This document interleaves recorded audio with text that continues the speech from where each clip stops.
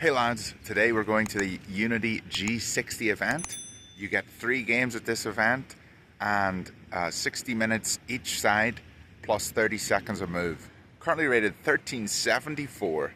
Let's jump into the games. So this tournament was a quad tournament, which meant there was 4 people in one group and you played against those 3 other people, 1 game against each of them. So in the first game, I played against a young boy whose name was Aram. He was rated 1519, the highest rated opponent that I've faced so far. I was a wee bit nervous because of that, but I also feel that I'm maybe slightly underrated, and so I was feeling like I could maybe make some waves in this tournament. Aram opened up with the move e4, and I played c6, getting into a Caro-Kann. He played the knight out, and I played d5. Challenging the center. He played his second knight out to f3. So this is called the 2 knights attack. I captured the pawn. He retook.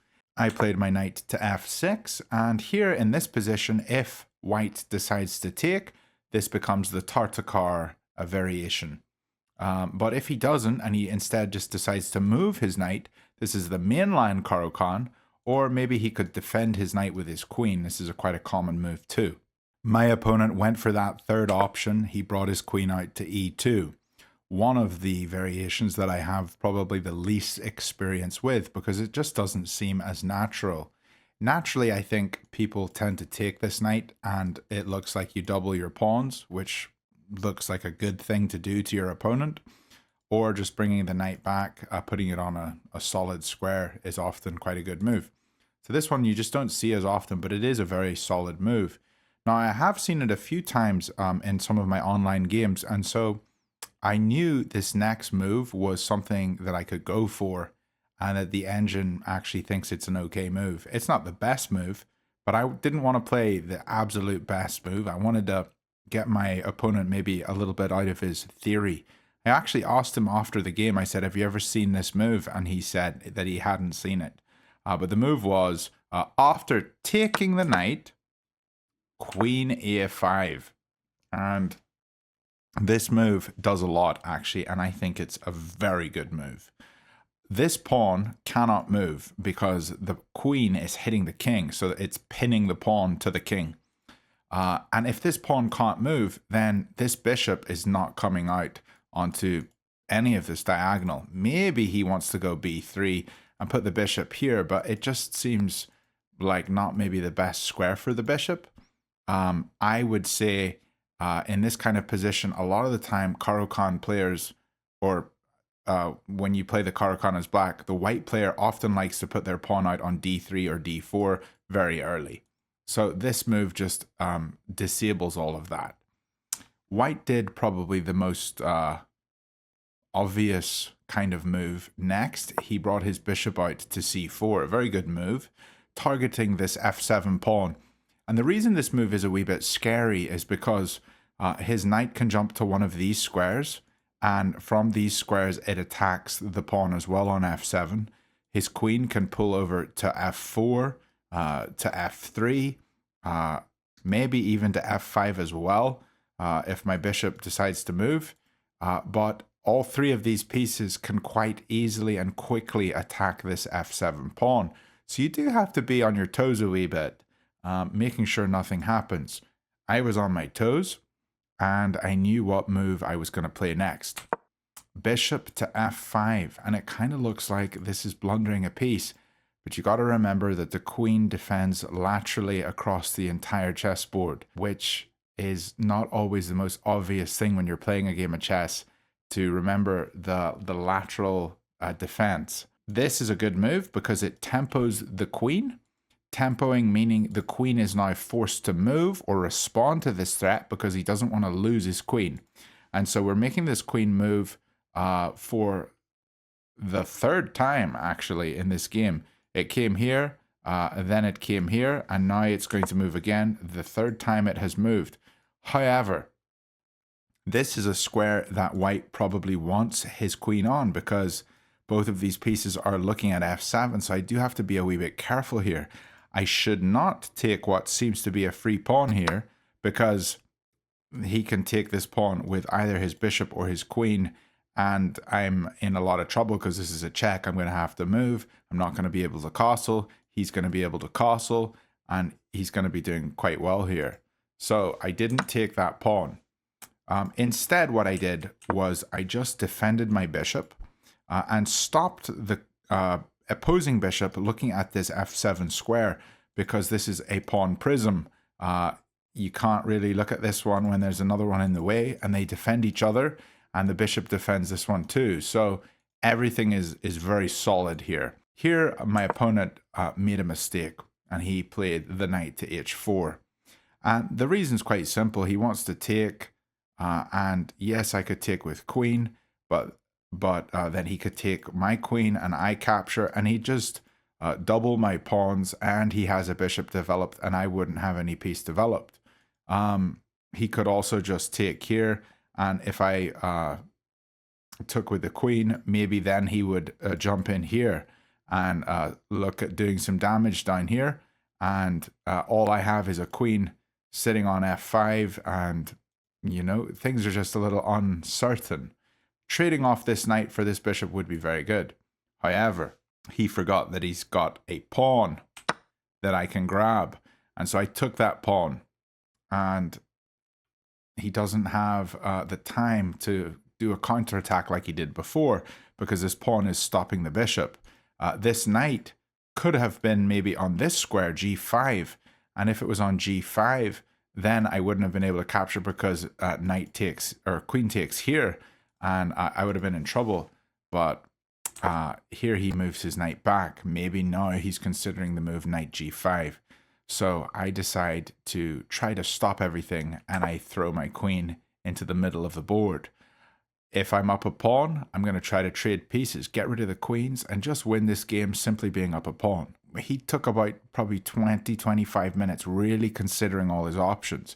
And I think the move that he was considering was a move queen to c7, which the engine actually says is one of his best moves. Now, if he had done this, I calculated the following line: queen check, bishop blocks, bishop d3, attacking the pinned piece, knight defends e2. I could then take this pawn, and yes, he could take here, but then I could take here, and he would have to capture the bishop. He can't go here to defend because I can take, he takes back, and I win a piece. So he would have to take the bishop.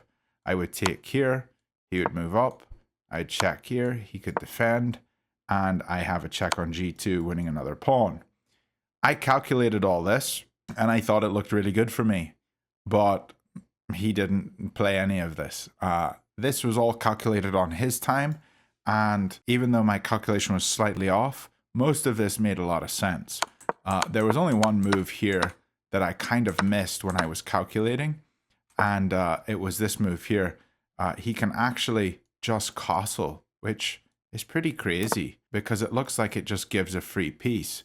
I would have taken here, but then he's got c8 check, and when my king moves up, the only move for it, then the queen does b7 check. Here, if I foolishly came back down, he actually doesn't have to take this rook. I should really block with the knight, and that way the queen has to capture this piece now, or else I'm getting it out for free.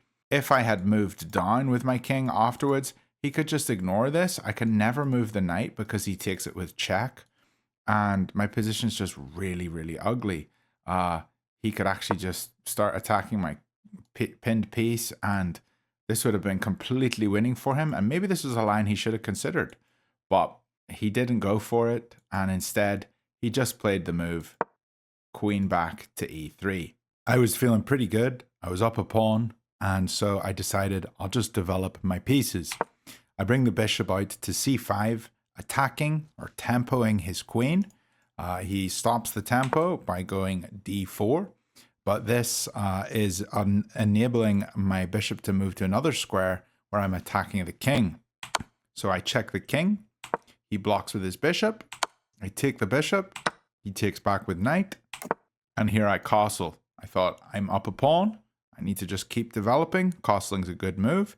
And I was feeling pretty confident here. In this position, my opponent played the move b3. And I had a little wonder, like, why was he playing this move? And I actually saw the idea that I believe he was thinking. I think he was considering trying to get his rook to c1 and his queen to c3 to win this bishop of mine on c2. And you can see the bishop can't go to any of these squares because those squares are all defended. It can't even come here because maybe knight takes and I can't recapture because queen could recapture. So I thought this is a piece that I need to be careful about. I'm completely winning the game. I'm up a whole pawn. And so I just need to make sure I get my pieces out safely. That's what I was thinking. So I moved my queen back to g6 just to give my bishop some room. I also, by doing this, attack the pawn on g2. He defends that pawn, and when he moved the rook, I thought, okay, he can't castle his king this way now. So if he's going to castle, he's castling this way, and I can start using these pawns. I thought this looked like a very nice move that, that worked out for me. I pulled my queen over to h5 because if you think about it, leaving the queen here, and let's say I have to pull the bishop back, he could play the move g4, and I didn't want to have to recapture with the bishop because a move like h3 would attack my pinned piece, and if I take that, he would win my queen. So I thought I need to make sure I still give this bishop a wee bit more room. So I brought the queen over to h5, giving the bishop a little more room. Hopefully you can understand why I did these moves. I'm just being extra careful with my bishop, making sure that it has some kind of square that it can come home to. I also attack the pawn on h2, so he goes h3 here. I go knight d7. He pulls his bishop back to e2, attacking my queen, and so I move my queen all the way over to a5, pinning this knight. This knight cannot move because the queen will be looking at the king. He moves his king out of the pin. I go b5, stopping this knight from jumping in and tempoing my queen. I did not want my queen to be tempoed and allow him to develop for free. A knight here looks kind of dangerous. It looks like it could maybe start causing some damage in my position, so I thought b5 looks very solid. He goes knight to e4. I take, he takes, and when he recaptures here, he's looking at this pawn on c6, so I have to defend that pawn. I go rook a to c8, and here he pushes the pawn to g3, creating a little hidey hole for his king so that his rooks can finally see each other and be more developed. Here I go knight to f6, tempoing the queen again. This game is just a game of tempoing queens. He pulls back. I put the rook on d8, pinning this pawn, so this pawn cannot move because I eat the queen. And so now what I'm considering doing is playing a move like e5, because the pawn can't take, I eat the queen, and I will have then two attackers on this pawn, and maybe I can win the pawn on the next move. He gets out of the pin again, and he moves the queen again. This is just making the queen move. I attack the queen. This is a game of tempos. Tempo the queen. Get my pieces more involved into the game. He comes up to e5, a move that did not worry me at all. I actually was more worried about him coming to e4 and getting his bishop on d3 because this looked like he could attack me. But the engine says this is his best move. But I was not worried because it was on a dark square and there's no other piece that can attack my g7 pawn. Here I bring my queen into the game. Queen to d2, attacking his bishop, attacking this pawn, attacking the pawn on a2. So if the rook moves, I can grab a pawn for free. He goes king g2, connecting his rooks. And here I go knight to c3. c3 is a really good move because it does two things. The first thing that it does is it aids the queen in attacking the bishop. Both pieces are attacking the bishop, and the bishop needs to be defended, or it needs to move. He decides to move it. The second thing that moving this knight did was it allows my rook to hit the pawn on d4. And so now I have two pieces attacking the d4 pawn. So here I take the pawn on d4. He captures my queen and I recapture. Now I am up 2 pawns. So we won 1 pawn in the opening, and now we're up a second pawn against a 1500. I was feeling very good about this. Here he attacks my knight. I capture a 3rd pawn. Now he could capture this pawn here, and I capture, he captures, and I push. That could have happened. He also could have gone rook to a1, and if my knight moves, maybe he wins this one. But what he does move the rook, but I just defend the knight, and then he tries to remove the defender. But I defend the defender, he takes the defender, and I take his rook. So now I'm still defending this knight, and I'm not up 2 pawns, I'm up 3 pawns. So he quickly grabs one of them back. I'm only up 2 pawns again. And so I push this one to safety. It's on a dark square. The bishop's never going to be able to attack it. And maybe I can get this one up here to a5. Both these pawns can't be attacked by the enemy bishop. And the knight is fine here. I'm defending it very simply. Here he pulls back. I attack the bishop. He pulls back. I start moving my e pawn up to attack the bishop. Here he goes rook to d1. And I thought, I'm up 2 pawns. I should trade. So that's what I did. We traded pieces, and I thought I'm going to win this game very easily. a5, bishop c2. And here I made a mistake. I looked at the position and I thought, my f5 pawn is not the most important pawn in the game. His b3 pawn is his most important pawn. It's stopping my whole advance of these 2 pawns on the side of the board. So I thought, if I can trade these pawns for each other, I'm going to be dreaming. So I went knight to c1, ready to trade here. But he looked at me like, what are you doing? That was a stupid move. And he took my pawn. If I foolishly captured here, he would actually be in a completely winning position, because after the king moves, he could capture my knight on b3. And the engine likes his position. This is winning for him. His king can get over here in time, and his bishop basically stops any advance. I can never play here because he just takes it, and then I can never play here because he just comes back and eats that pawn.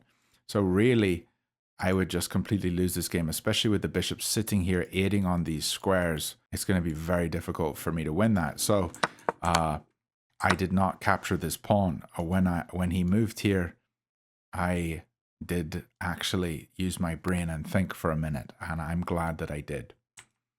Here I move my king. He moves over to defend his pawn. I move my king. He pulls all the way up to c4. I move my pawn to e4. He goes f3. I go e3, attacking this square. The knight attacking this square. The pawn attacking this square. And here, I thought I can just push my pawn to e2 and then maybe e1. And so he moves his king over to try to defend this threat. I move my king up. He moves his king over. I move my king up. He moves his king over. And here I took a long time considering a lot of these moves. I probably spent 20 minutes just really wondering how best to win. I knew my position was completely winning, but it wasn't so obvious. I considered the move a4, and a4 is probably a decent move, but you can see the advantage goes completely back to 0. If he takes here, yes, I win his bishop, and here, and then I can go b3, or I can even go d3, getting ready to push this one and this one and this one. And both the pawns, one of them is going to advance very quickly. But I realized after going a4, he doesn't have to capture. He could just capture the knight. And yes, I could move up here. But here, the game's completely drawn. A3 is a good move. but he can just start playing on this side of the board. And there's no way for me to get in here and promote this pawn. And this one's not going to promote because the king's too close. So I didn't want to go for this. It was a bit tricky trying to find the right move here. I did look at the move e2. And I thought, okay, if I go e2, then he captures, because he can't capture the knight. If he captures the knight, I get a queen, obviously. So I knew that if I went e2, he was going to capture, I was going to capture, he was going to capture. And now I need to get over to this pawn. And I was like, I could come here, but then he's got opposition. I was like, I don't quite see the way in. Maybe he's going to be able to start advancing these pawns. What am I going to do? G5? Okay. Here, here, here. And he's got a passer. I'm going to have to deal with this. And maybe he's going to get over here and eat these pawns. So I was very worried about this whole line. The engine says it's fine for me, but I didn't know that this was winning for me. And I didn't want to just get into such a complicated position. So I didn't play the move e2, which is technically my best move. Instead, I played the move knight to a2, thinking I can reroute the knight to here. And then maybe the pawn can come to e2. And maybe I'll have more time to get my king a wee bit closer and can get the king up to e3. So he goes after my pawn. I move my king in. He pushes his pawn. I check. He goes after my knight. And again, here, I could go for this plan. E2, bishop takes, knight takes, king takes, and then I can come in here. This is actually the move that I did play eventually, though. He moves his king to d2. He didn't want to make it simple for me. And here, I could have just played the move a4. And a4 is completely crushing. He can't take here, because I take his bishop, and he could take here, but if he does, I recapture, he recaptures, and now I can go a3, and there's no way to stop this pawn promoting. It's going to promote. So after I moved the pawn to e2, my opponent moved the king to d2, and here I just pulled the king back. I wasn't entirely convinced of anything. He took my pawn. And so instead of recapturing with the knight, I actually just took his pawn because I saw these two pawns are going to be connected and passed. I could have probably taken here. He would have to recapture here. And then my king can come up to d4. He could come here. And I could go over to e4 and start to win these pawns. But it didn't seem all that obvious. I thought it's probably just better for me to take this pawn on b3. So I took the pawn on b3. He moved his king because he's in check. And I started pushing my pawns. Here he attacks my knight. And maybe you're wondering, what's the move here? What do we do? Do we move the king? And then he takes here. I take here. Not super obvious. Well, I find the move a2. And after I played this move, he just kind of went, knowing it was kind of over. He can take the knight, but I get a queen. If he goes here, I still get a queen because it's defended by the knight. So it's not very easy for him here. I get a queen, he takes a pawn, I check, and I don't blunder this move because the bishop would eat me and win the game. I bring my king in, and then we checkmate him, queen to b2. My opponent played really well. I was super happy to get a win against him. I thought his endgame was quite good for being down a pawn. He made it really difficult for me to find that final nail in the coffin, but I was able to find it. And the engine here says that he played with a 77.6 and I played with an 85% accuracy. I hope you guys liked this game one. Game two is a very exciting game and I'm excited to show it to you. We played against an opponent who was rated a bit higher than Aram. His name was Satchel and his rating was 1531. The new next highest opponent that I've ever played. Let's jump in to game two. Game two, we got the white pieces, so we go for Jabava London. D4, knight f6, knight c3, d5, bishop f4, getting our pieces developed. Bishop f5, pawn to e3, e6.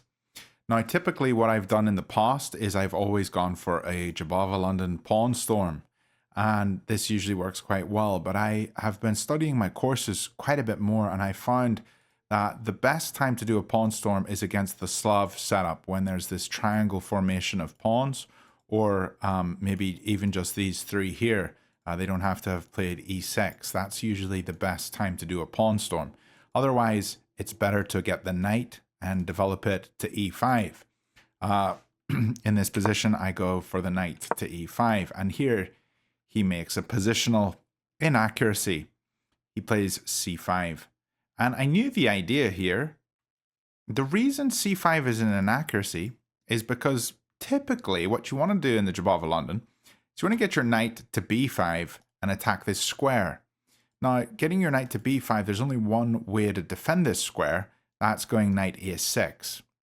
And so your knight is just going to be sitting here looking at c7 and nothing's going to happen. And then they're going to push the pawn to c6, kicking your knight away, you're forced back, and then they've got an extra tempo.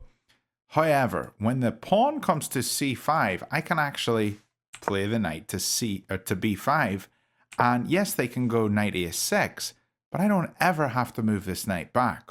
I can just leave it here. It's just going to sit there and be the most annoying knight for black to deal with. I forgot about the next move in my theory, and so from this point on, I was out of theory.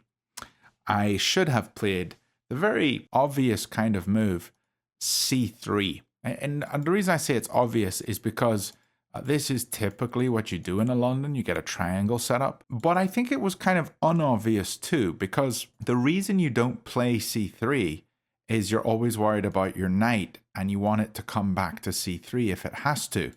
Putting the pawn on c3, there's no way for the knight to come back to here. You'd have to come back to a3, and that doesn't look very good at all. However, the knight's never getting kicked. And that's something I need to tell myself. I need to remember that. The knight's not getting kicked if they've played c5. So I will remember this in the future, and in the future I will play c3. But for this game, I took the pawn on c5. They recaptured. I go bishop d3. They move their knight in to e4. And I play the move g4. Now, the reason I played g4 was I just wanted to get aggressive and I wanted to go for checkmate. I knew that it was giving him a free pawn here. He can just capture the pawn here. And I fully expected him to. I wanted to go rook g1 and potentially win this pawn here. So even if he was going to defend here, I could go the pawn to h3 and he could take h3, win another pawn. I thought I have very good attacking chances here. I can move my queen up to e2, long castle, get my rooks over here, and he's never getting castle. He's going to have to castle this way, and that doesn't look nice with a knight sitting here, looking at all kinds of squares, and a bishop looking down this diagonal. So this was the plan I went for. He took the pawn. I attacked the bishop, and here he played the move f5, which was actually a mistake. The position's completely equal here. I need to find the move bishop takes e4, and then if he recaptures one of these, maybe I take here, and stuff's a bit crazy, but I didn't see this move. Instead, I just attacked this bishop like I had planned and allow him to take my knight. I recapture, and this is the position that we get. He goes queen to f6, and again, position is essentially drawn. f6 kind of bothered me because it looks at this pawn on b2. And so I thought the only way I can really defend this is long castling. And so now I'm defending it here. I didn't want to keep my king in the middle. I would rather be castled. But now he has a full attack down this side of the board. And he's going to try to do everything he can to get me. He pulls his rook over to c8. And this is his first step in threatening me. Now, this is a mistake. And the reason it's a mistake is because I have the move bishop takes e4. I needed to find this move. Let me just show you the continuation here. Bishop takes e4. F takes e4 is best. If d takes e4, then we have queen g3 attacking this pawn and also looking down this diagonal with the bishop. a beautiful move. Best response would have been bishop f8 to defend here. But then we also have this move, bishop g5, attacking the queen. If they try to move their queen back here, we have d6 check. And this is a beautiful check. If they try to go here, then we have d6 check. And this is a beautiful check. And they don't really have anywhere else to go. They'd probably have to play the move f4. But here we can just take f4. We've got our pawn back. We've got a crazy, beautiful attack. And things are looking really, really good. Unfortunately, none of this happened. And my attack did not get going like this. Would have been nice. If they would have taken with the f-pawn, which would have been their best response here, then I still have g3 threatening here. They can go g8, defending the pawn. And then I can go king b1, just being solid, getting out of this threat with the rook, which was a move I was considering. Unfortunately, I didn't play a bishop move in this position. I instead played queen to h5 check. And the reason is because I saw after taking here, with whatever they take with, they're going to attack my queen. And I never saw the move queen g3. I just didn't see it. And I thought queen h5 was the only move for my queen. But queen g3 is just a beautiful move that I should have played. So I check the king. He goes up to g6. And here I need to play the queen back to defend. Because sometimes the best offense is a defense. I do not do that. I go queen h6, trying to get super aggressive.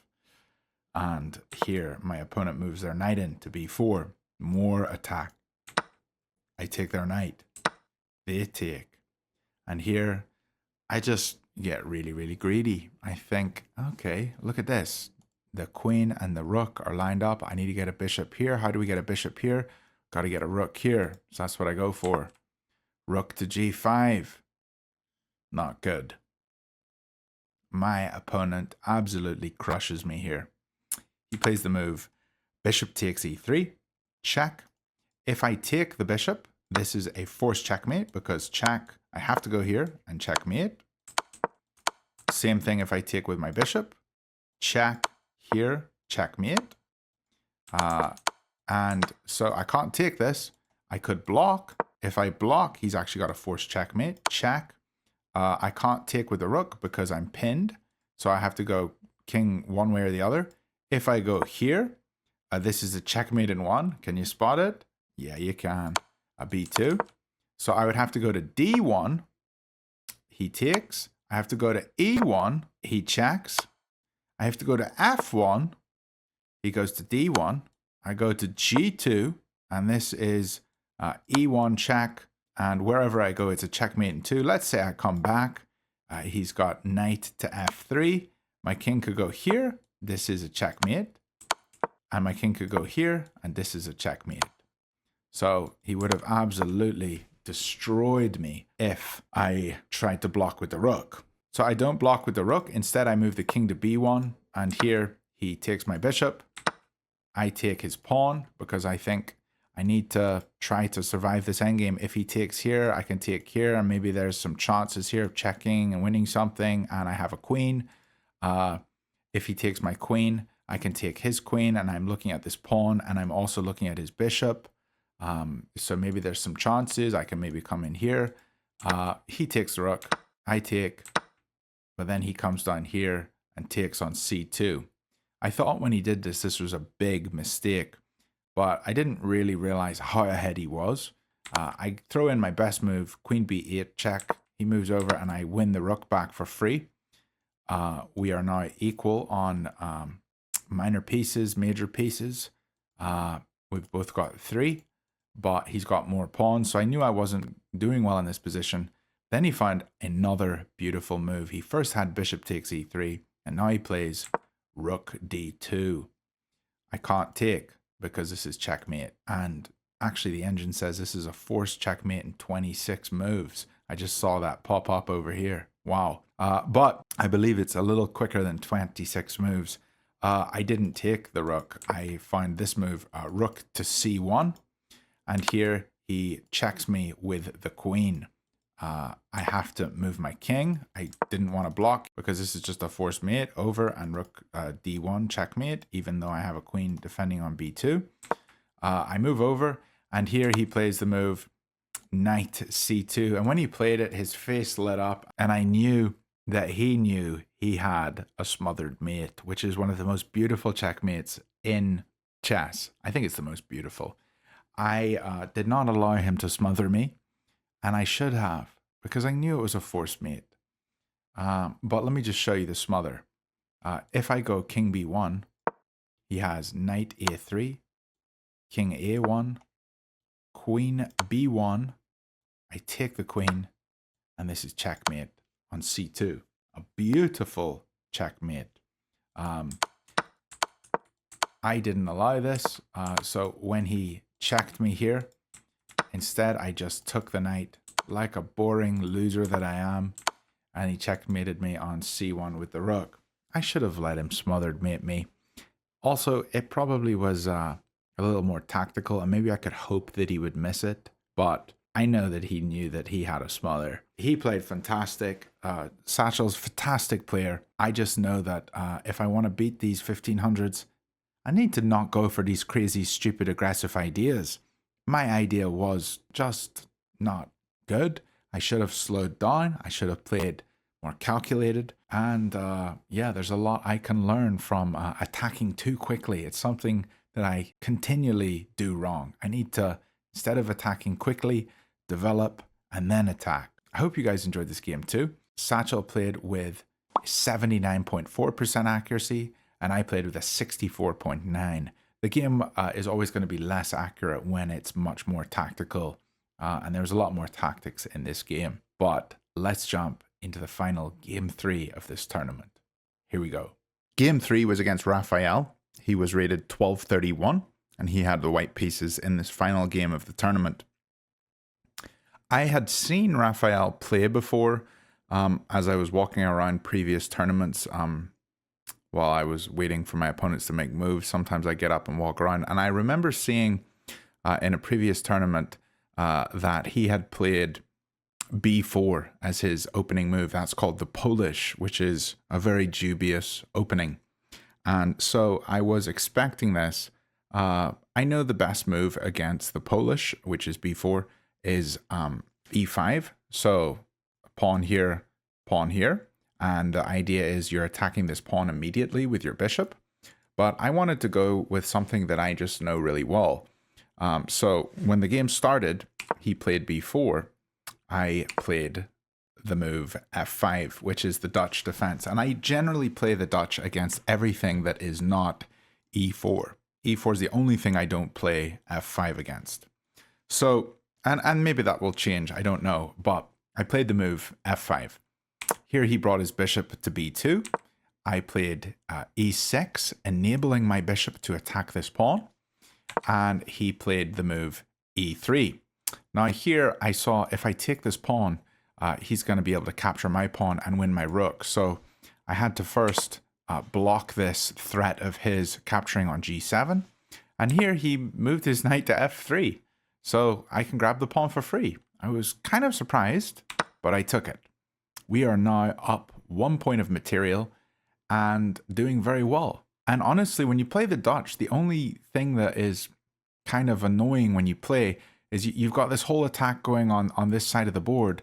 Often, a lot of the time, your opponent will push their pawns on this side and attack you on the queen side. And if he doesn't have a b pawn, I'm feeling very, very confident. So this already felt like I was doing very well. He played bishop e2, getting ready to castle. I castled, he castled, and I played the move b6. Now, often in the Dutch, you don't want to move this bishop. You want to fianchetto it to b7 in certain situations, but a lot of the time it stays here on this diagonal, and you push these pawns up, and it just becomes a very powerful piece on this c8 to h3 diagonal. But here I saw that these pawns were all stuck here, and I thought maybe I'll just put the bishop on this diagonal because my opponent hasn't gotten any pawns on these squares. I just felt like this might be a good way forward. So this is what we went for.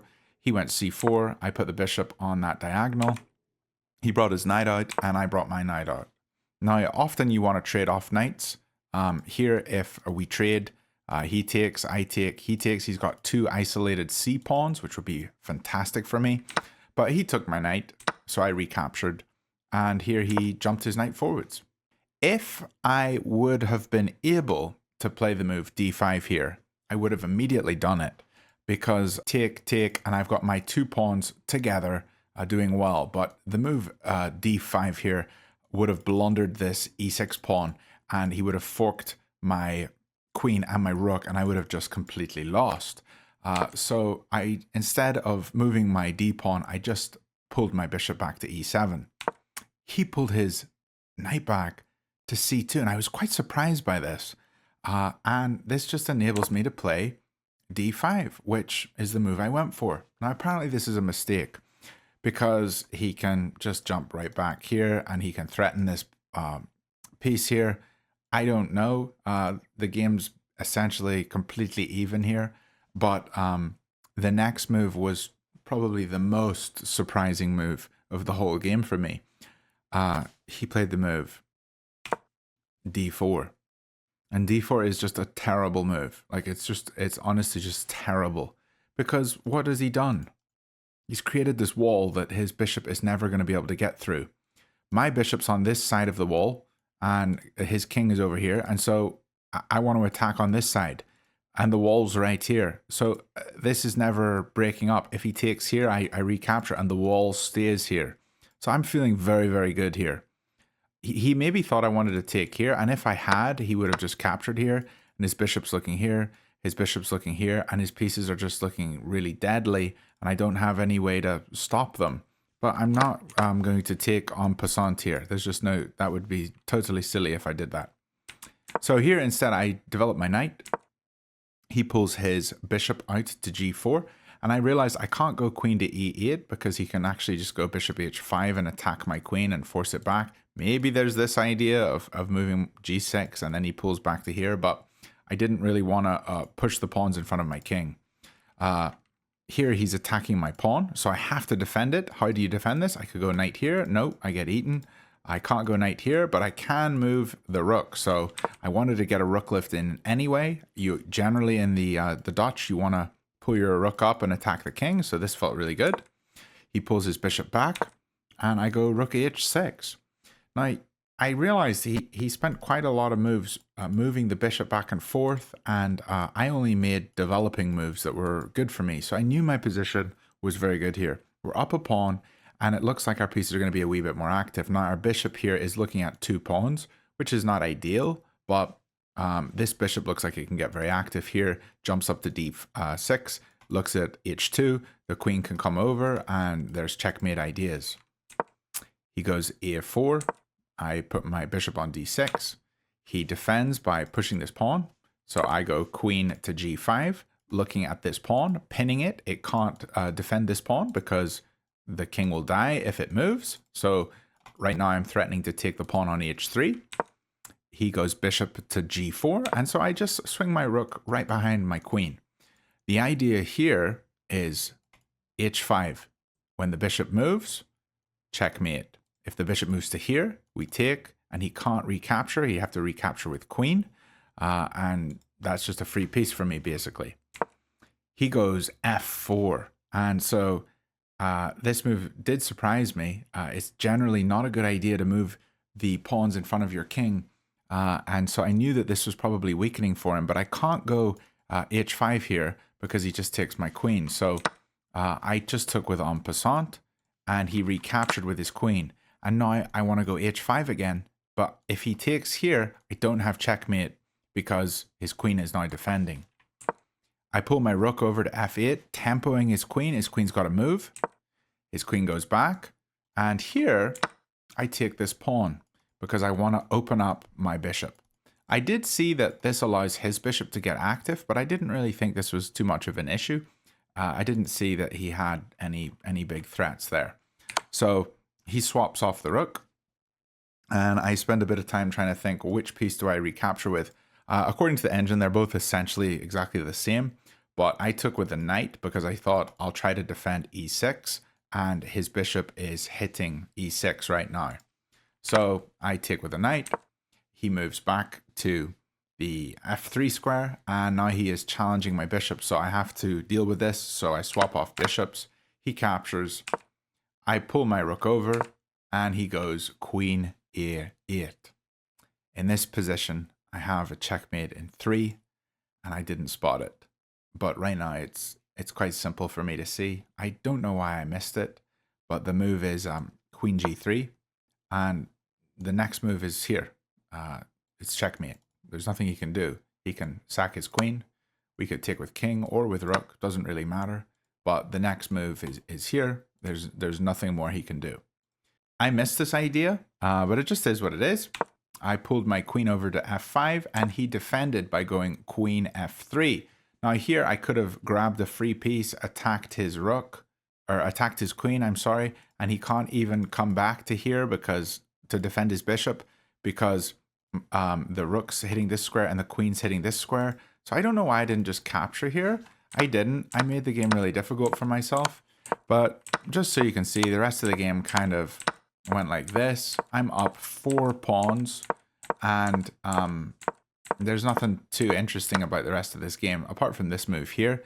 He took my pawn on c4, checking my king with his bishop. So he was able to take the pawn back there, but the rest of the moves, I'm able to just move my king in, trade off bishops. And yeah, he took a long time here after this check. I attacked his knight, and he was actually in a rush to leave. He said that he needed to get going after the tournament, and he took probably like 15 minutes trying to calculate this move, but the position was completely lost. And I just looked at him and I said, bro, just make a move. Like, everything you do is losing. And so he finally took my pawn. I took his knight. He took my pawn, and I just moved my knight to d7, defending the b8 square. And now I'm able to just split his king between the 2 pawns, get a queen, and throw in a checkmate with the queen and the knight on d2. It was an easy game. I didn't feel stressed at all in this one. I was never losing. From move 1, I think he never had a winning position at all, not even a slight advantage, I don't think, because the Polish is just not a good opening. But I was pretty happy to get 2 out of 3 wins in this tournament, and our rating went up from 1374 to 1411. In this game, White played with a 79.6% accuracy, and I played with an 83.6. So now I was in the 1400s. I'm excited to be in the 1400s. I'm going to be playing in some more tournaments very soon, so I'll have more videos coming out soon of my tournament recaps. But I'm hoping to cross over into the 1500 ELO bracket soon and see if we could just keep pushing towards 2200. If we can get to 2200 in like 5 years, I'll be very happy. I'm trying to study chess. I'm trying to improve. And yeah, this game was a comfortable victory. Hope you guys enjoyed the video. Hope you enjoyed me annotating and going through these games. And I'll see you all very soon. Bye for now.